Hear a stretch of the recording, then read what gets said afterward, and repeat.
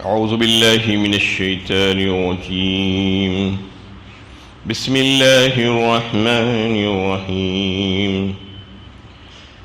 وهو الذي أنزل من السماء ماء فأخرجنا به نبات كل شيء فأخرجنا منه خضرا نخرج منه هبا متراكبا ومن النخل من طلعها قنوان دانية وجنات من عناب والزيتون والرمان مشتبها وغير متشابه انظروا إلى ثمره إذا أثمر وينعه إن في ذلكم لآيات لقوم يؤمنون. اور وہی ہے جس نے آسمان سے پانی برسایا، پھر ہم نے اس سے ہر قسم کی نباتات اگائی، پھر اس سے سرسبز شاخیں نکالی جن سے ہم تہ بتہ دانے پیدا کر دیتے ہیں، اور کھجور کے شگوفوں سے لٹکتے ہوئے گچھے اور انگوروں کے باغ اور زیتون اور انار باہم ملتے جلتے بھی اور ایک دوسرے سے مختلف بھی. ان کے پھلوں کو دیکھو جب وہ پھلتے ہیں، اور ان کے پکنے کو بھی دیکھو، ان میں نشانیاں ہیں ان لوگوں کے لیے جو ایمان لاتی ہیں. یہ سورہ انعام کی 99 نمبر کی آیت ہے. اس سے پہلے سے بھی مختلف انداز میں اللہ تعالیٰ مثالیں دے دے کر سمجھا رہے ہیں. جو اللہ تعالیٰ کی معرفت کو سمجھنا چاہتا ہے، جاننا چاہتا ہے اللہ تعالیٰ کی معرفت، تو اس کے لیے اس کائنات میں اور اس کی خود کی ذات میں بے شمار نشانیاں بکھری پڑی ہوئی ہیں. اگر وہ اس میں تھوڑا سا غور و فکر کرے تو اس کو اللہ کی معرفت حاصل ہو سکتی ہے. کچھ نمونے کے طور پر اللہ تعالیٰ نے کچھ چیزوں کو یہاں پر پیش کیا ہے. اس آیت میں بھی اللہ تعالیٰ نے ان چیزوں کو پیش کیا جو انسان کی غذا ہے. یہ انسان کی زندگی کا دار و مدار جن چیزوں پر ہے، یعنی کھانا پینا، اس کو یہاں پر بتایا گیا ہے کہ اس کو ہم کس طریقے سے تم کو عطا کرتے ہیں. سب سے پہلے تو یہ کہ وَهُوَ الَّذِي أَنزَلَ مِنَ السَّمَاءِ مَاءً، وہی ذات ہے جو آسمان سے پانی برساتی ہے. یعنی پانی کے بغیر کوئی زراعت اور کوئی درخت نہیں لگ سکتا. پانی ضروری ہے، درختوں کے لیے بھی، انسانوں کے لیے بھی، چوپایوں کے لیے بھی، سب چیزوں کے لیے پانی ضروری ہے. تو پانی کا برسانا کس کے ہاتھ میں ہے، کس کی قدرت میں ہے؟ وہی اللہ جو پانی کو برساتا ہے. فَأَخْرَجْنَا بِهِ نَبَاتَ كُلِّ شَيْءٍ فَأَخْرَجْنَا مِنْهُ خَضِرًا نُخْرِجُ مِنْهُ حَبًّا مُتَرَاكِبًا فرمایا. پھر اس سے ہر قسم کی نباتات اگائی، پھر اس سے سرسبز شاخیں نکالی جن سے ہم تہ بتہ دانے پیدا کر دیتے ہیں. یعنی مختلف قسم کی غذائیں اللہ تعالیٰ انسان کو عطا فرمائے ہیں. انسان کے لیے زمین پر ایک دسترخوان بچھا دیا گیا ہے، اس میں ہر قسم کا اناج بھی ہے اور ہر قسم کے میوے، پھل اور ترکاریاں اور دیگر چیزیں اللہ تعالیٰ نے رکھ دی ہے.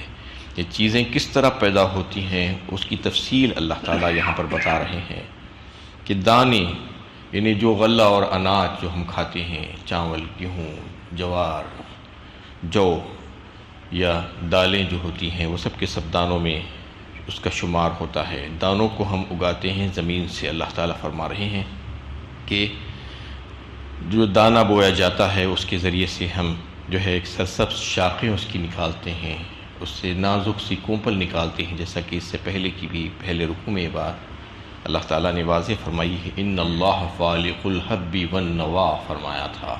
یعنی اللہ تعالیٰ ہی ہے جو دانے اور گٹلی کو پھاڑنے والا ہے. وہی ذات ہے جو دانہ جو زمین میں جاتا ہے اس کو پھاڑ کر اس سے ایک نازک سی ہری بھری کومل درخت نکال دیتے ہیں. یہ قدرت کا زبردست کرشمہ ہے. تو اس میں اور مزید تفصیل اللہ تعالیٰ یہ بتا رہے ہیں کہ دانوں کو جو ہے ہم نکالتے ہیں زمین سے. حبًا متراکبا مطلب یہ ہے کہ وہ ایک پر ایک چڑھے ہوئے ہوتے ہیں. دانوں کو آپ دیکھیے کہ اس کے بھٹے جو لگتے ہیں کس طریقے سے ایک میں ایک گھسے ہوئے ہوتے ہیں. یعنی کئی سو ایک ایک میں آپ کو مل جاتے ہیں. یہ اللہ کی شان ہے. وَمِنَ النَّخْلِ مِن طَلْعِهَا قِنْوَانٌ دَانِيَةٌ وَجَنَّاتٍ مِّنْ أَعْنَابٍ وَالزَّيْتُونَ وَالرُّمَّانَ مُشْتَبِهًا وَغَيْرَ مُتَشَابِهٍ اور پھر پھلوں کی طرف نظر ڈال کر دیکھیے کہ کیسے جو ہے اللہ تعالیٰ نے درخت لگا دیے ہیں۔ کھجور کا تذکرہ پہلے آیا کیونکہ کھجور عرب میں جو ہے بہت معروف تھے، اس لیے ان کو کھجور کہا گیا، بتایا گیا کھجور کے شگوفے سے لٹکتے ہوئے، یعنی اتنے زیادہ ہو جاتے ہیں کھجور کہ وہ لٹک جاتے ہیں اپنے بوجھ سے نیچے تک۔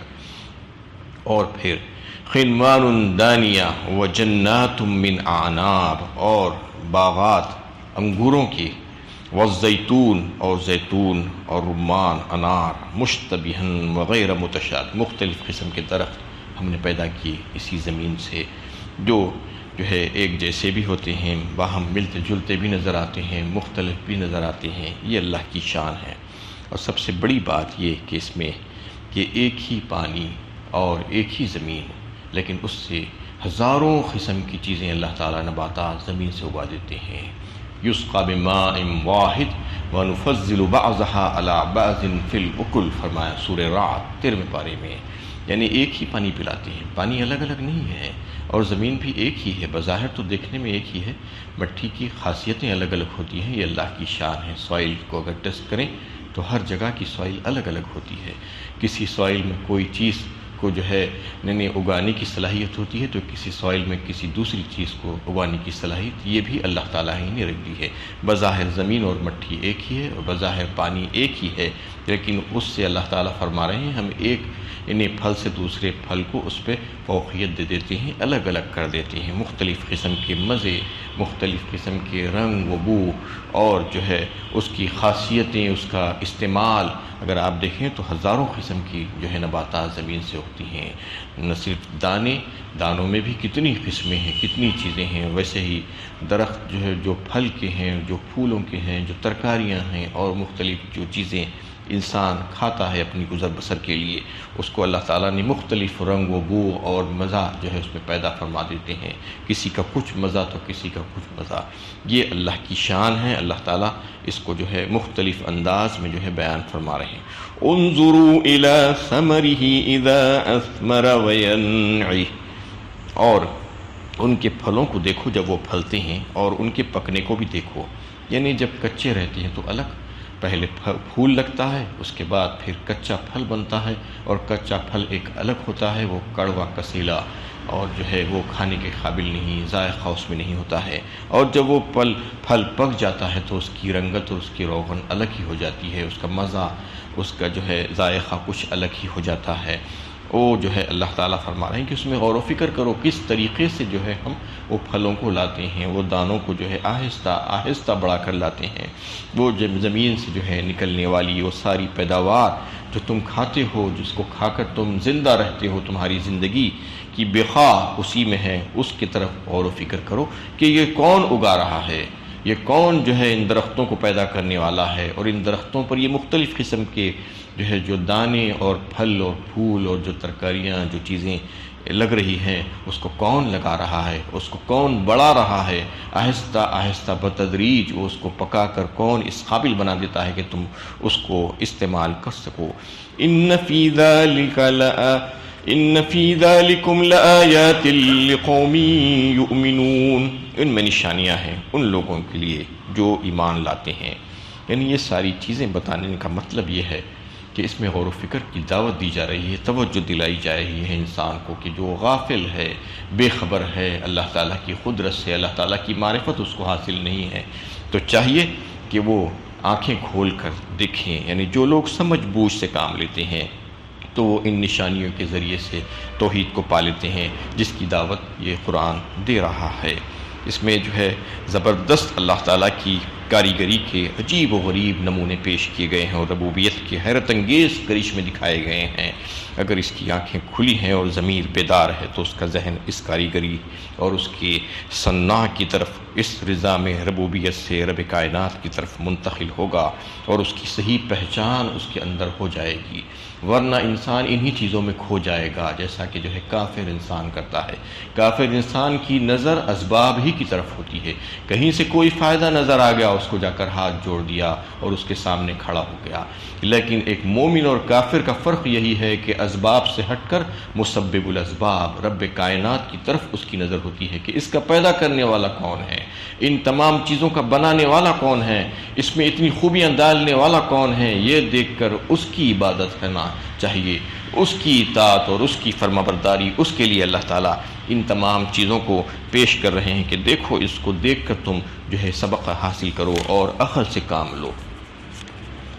وَجَعَلُوا لِلَّهِ شُرَكَاءَ الْجِنَّ وَخَلَقَهُمْ وَخَرَقُوا لَهُ بَنِينَ وَبَنَاتٍ بِغَيْرِ عِلْمٍ سُبْحَانَهُ وَتَعَالَى عَمَّا يَصِفُونَ۔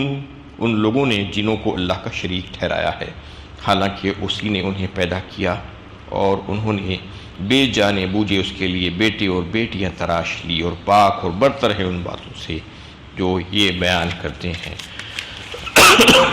اس میں اللہ تعالیٰ کی دیگر جو حقیر مخلوقات ہیں اس کو لوگوں نے اللہ تعالیٰ کا شریک جو ٹھہرا لیا ہے، اس کے تعلق سے اس کی نفی فرما رہے ہیں کہ یہ کیسے لوگ ہیں، کیا ان کو یہ عقل نہیں ہے، تمیز نہیں ہے، کیا یہ سمجھ نہیں سکتے کہ خالق ایک ہی ہے اور دیگر سب کی سب مخلوقات ہیں، چاہے وہ ملائکہ ہو، چاہے وہ انبیاء ہو، چاہے وہ جنہ ہو، چاہے وہ حیوانات ہو، چاہے اور دیگر جو ہے اللہ تعالیٰ کی مخلوقات ہو، درخت ہو یا پتھر ہو یا دریا ہو یا پانی ہو یا آگ ہو، سب کی سب اللہ تعالیٰ کی مخلوقات ہیں۔ لیکن توہم پرست لوگ جنوں کے بارے میں یہ تصور رکھتے ہیں کہ وہ ان پر بلا بن کر نازل ہو سکتے ہیں، ان کی قسمتوں پر اثر انداز ہو سکتے ہیں اور انہیں بیماریوں وغیرہ میں مبتلا کر سکتے ہیں۔ مشرکین عرب اسی طرح کے اوہام میں مبتلا تھے اور ان آفتوں سے بچنے کے لیے وہ جنوں کی پرستش کرتے تھے اور جنوں کی پناہ مانگا کرتے تھے۔ وادیوں میں جب سے گزر ہوتا تھا ان کا تو جا کر وہاں پر اس جن کی جو ہے انہیں پناہ مانگتے تھے۔ جو وادی کا جو سردار ہوتا ہے وہ یہ سمجھتے تھے کہ وہ ان کی حفاظت کرے گا، جبکہ اللہ تعالیٰ حفاظت کرنے والے ہیں ساری انسانیت کے، ساری مخلوقات کے۔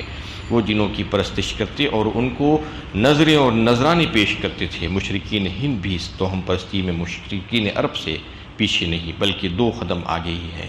جنوں کا تصور ان لوگوں کے پاس بھی ہے، یہ ان کے ہاں بھوت پریت اور راکشس وغیرہ کی شکل میں پایا جاتا ہے اور ان کے ضرر سے بچنے کے لیے وہ ان کی پرستش کرتے ہیں اور ان پر بھیٹ بھی چڑھاتے ہیں اور ان کی جے جے کار بھی پکارتے ہیں۔ قرآن ان سب چیزوں کو لغو، خرافات، غلط، بیکار اور باطل قرار دیا ہے اور جنوں کے بارے میں اس حقیقت کا اظہار کرتا ہے کہ وہ اللہ کی پیدا کردہ مخلوق ہے جیسا دیگر مخلوقات ہیں، لہٰذا ان کو خالق کے برابر سمجھنا بیوقوفی اور حماقت کے سوا، جہالت کے سوا اور کچھ نہیں ہو سکتا۔ جس طرح انسان ایک بے بس مخلوق ہے، اسی طرح جن بھی بے بس مخلوق ہے۔